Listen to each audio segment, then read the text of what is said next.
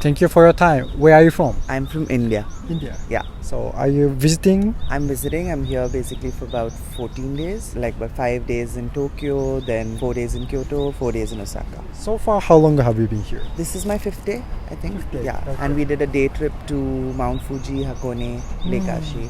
So that was yesterday. Okay. Yeah. So today, I'm asking foreign tourists to Japan about your impression of Japan and their purpose of coming here and so on. So firstly, what is your main purpose of this trip? Okay, so I think Japan has always been a dream for me. I'm very big into food. So Japanese food obviously excites me a lot. And I have a lot of friends who are chefs. So I get a lot of access to Japanese food even back in India. A Japanese chef? Not Japanese, they're like Indian chefs, but who have trained under Japanese chef, trained in Japan. So I've had like opportunities to eat all different types of food. So the trip is a lot centered around food.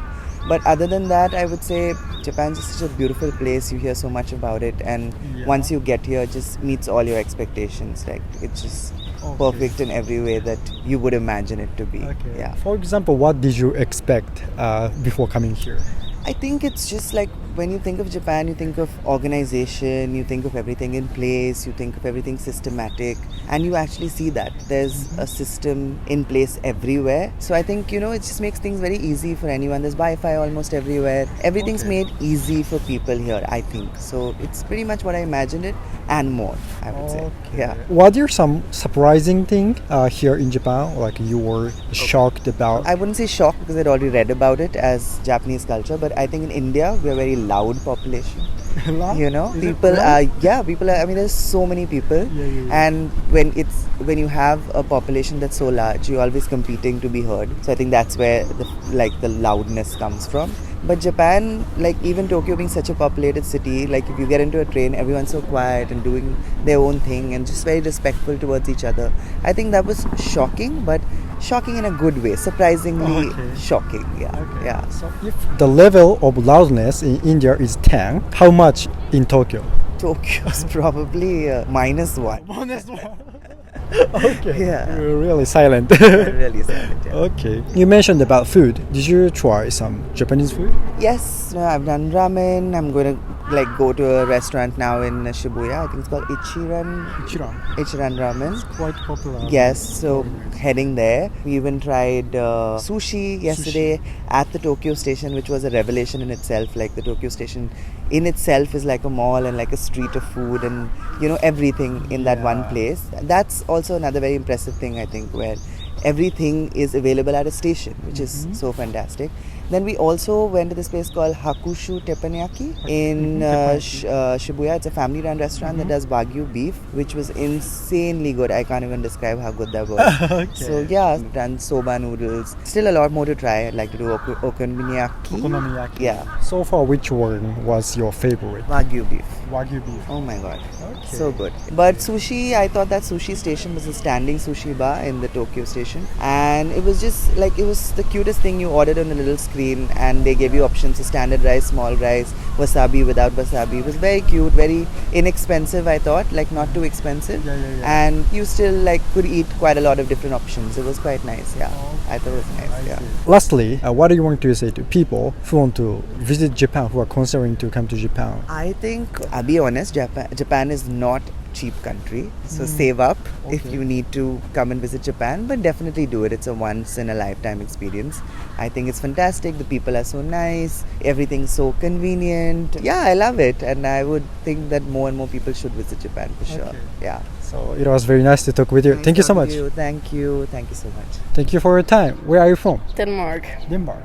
Are you visiting? Yeah, I am. I've been in Japan for almost a month now. Almost a month? Yeah. Very long trip. Yeah, it is, yeah. Okay. Are you traveling only in Japan or? I left Denmark in the beginning of November actually, and then I've been in New Zealand for half a year, traveling around and working and Working holiday? Yeah, exactly. Oh, okay. Yeah. Are you doing work working holiday in Japan too? No, not in Japan. I met up here with my family and we traveled together for 3 weeks, and now they went home like half a week ago, and then I just have some extra time Nice. for myself here. Okay. Why did you choose to come to Matsumoto? You are currently in Matsumoto. So my dad and my brother, they did a trip here 5 years ago or something. Okay. And they came to Matsumoto, and so this time we went to other places, and then they said, you need to go there with the extra time you have. So I just took their word for it. This is my dad's favorite castle in Japan. So Okay. So you of course experienced big city, right, in Japan? yeah. What kind of impression did you get like here, and which did you prefer? I'm definitely more of like a nature girl.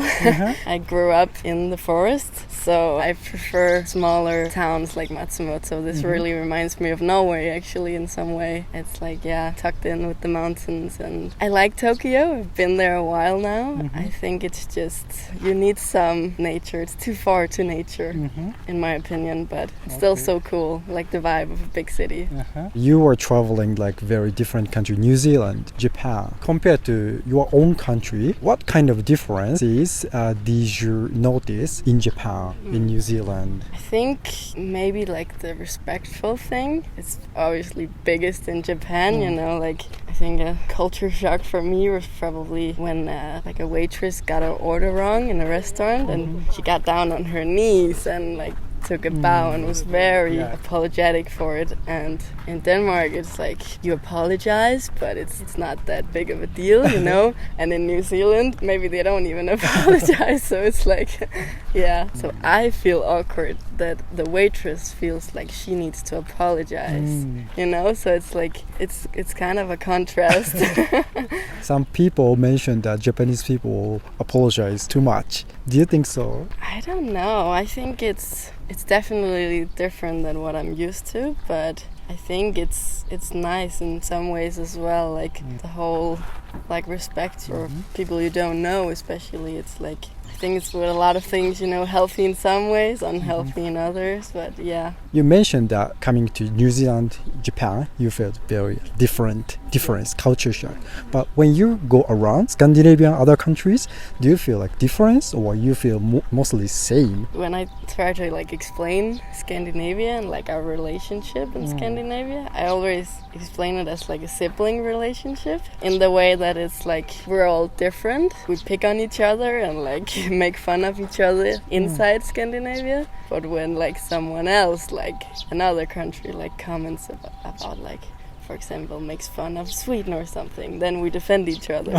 So it's like we're connected. I think our countries are very similar. We can understand each other's languages. We have a similar history, but it's still different, of course. I think it's just in smaller ways that like makes us different. For example, what kind of difference do you have? I think the thing where Denmark especially is lacking is nature. Denmark is a beautiful country, but very flat. Normally when people think of Scandinavia, they think beautiful mountains, and that's definitely more Norway and Sweden and Finland. And I don't know if anyone like have the recipe for happiness, but sometimes I don't know how we're rated like the happiest countries. Is it on true? the planet. Like we associated like those countries with happiness countries. Denmark too. I don't know. I think in some areas, I don't know. I don't even know how you measure the happiness in a country, you know? Like, I wouldn't say we're happy all the time, you know? Are you happy?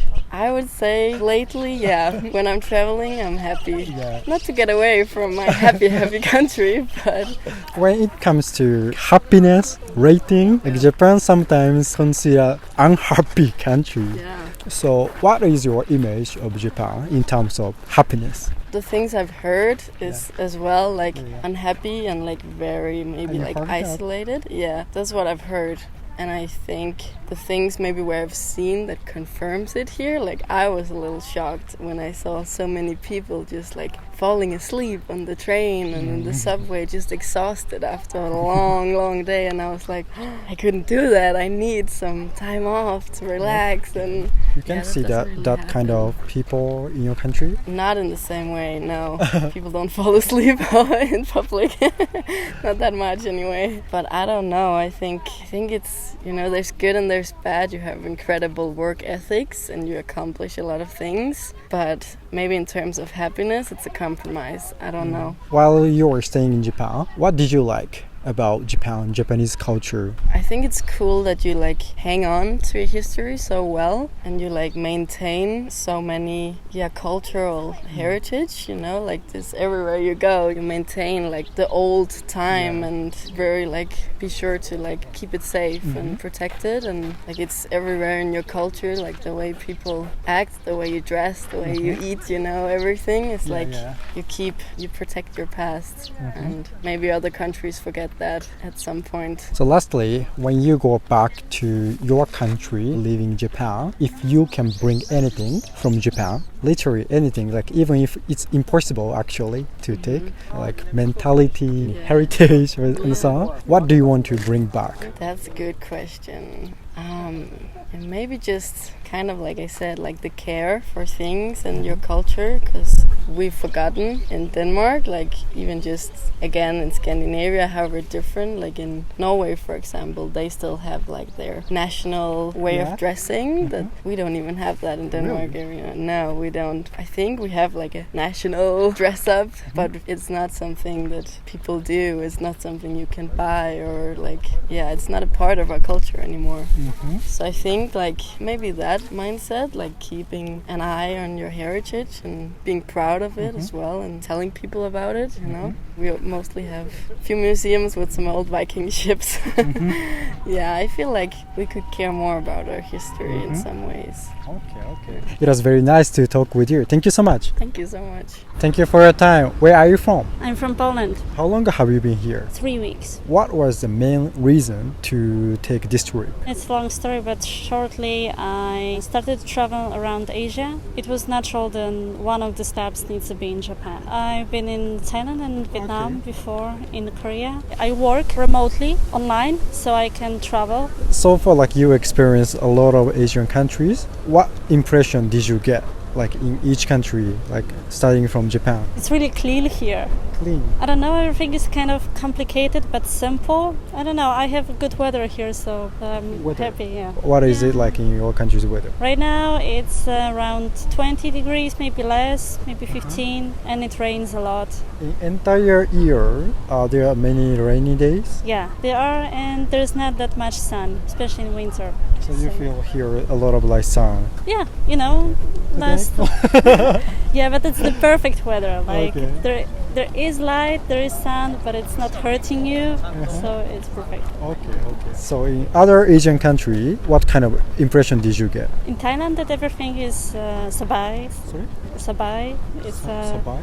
Yeah, it's in Thai. It means good, pleasant, slow life. I basically really enjoy views in Asia. They're very different than what I know from Europe.